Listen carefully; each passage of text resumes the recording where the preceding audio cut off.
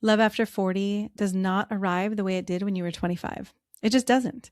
And I think one of the quiet griefs people carry around but rarely say out loud is this sense that maybe I missed my window. Maybe the version of love that feels electric and alive and real was a younger person's experience. I know I felt that. I wondered if I wasn't going to have any more love in my life. Some people think maybe what's available now is just companionship or settling or making do.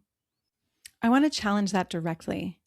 Because in my experience working with thousands of people and in my own life, love after 40 does not have to have a lower ceiling. It just has a different ignition. When you're younger, love often starts with chemistry and electricity, that feeling of being pulled towards something and someone before you even know who they are.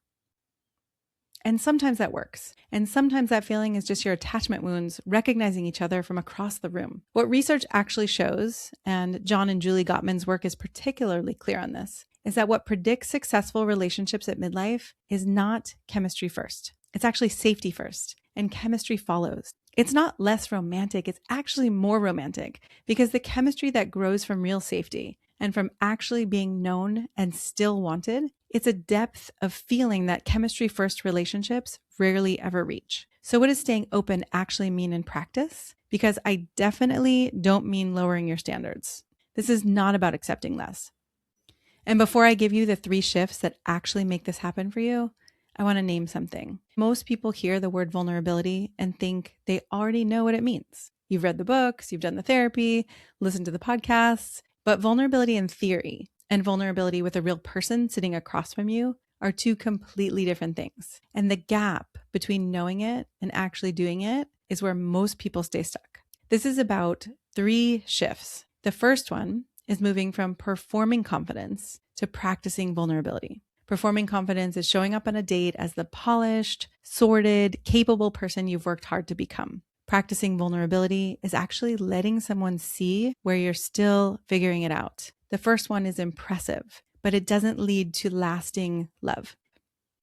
The second shift is moving from filtering for perfection to filtering for growth. After everything you've been through, it makes complete sense that you want someone who has it all together. But a person who's genuinely growing, who's willing, who's honest about their growth edges and actively working on themselves, that person will create more love over time, real love, than someone who simply presents well at the beginning. And the third shift is moving from waiting until you feel ready to deciding to practice readiness, like the name of this podcast, Practicing Love. Because here's the truth that I come back to again and again with every client I work with. Ready is not a feeling that arrives before you do the thing. Ready is what happens as you do the thing. You don't become available for love by waiting. You become available by practicing availability in small, honest, real ways with other real people. I had a client, he was 47. He'd been married for more than a decade and had 2 kids, built a career. And when his marriage ended, he came to me and he said, I think I'm ready, but I don't know how to start. And he was confident he knew what the block was. He thought he needed a strategy, a plan, a place to begin. But what we discovered very quickly was that the block wasn't practical at all. It wasn't that he didn't know how to date or how to meet people. The block was that somewhere in those years, he had very practically, very sensibly, and very unconsciously been telling himself stories that weren't true. And he didn't know. The work wasn't about knowing how to find the right person. The first part was rebuilding his internal permission to want what he wanted, something he didn't even know he'd lost. And 9 months later, he was in the most honest, connected relationship he'd ever been in. He told me it felt amazing, more safe, more connected, more honest and exciting. And it was real in a way that his earlier relationships had never been. It's not a fairy tale.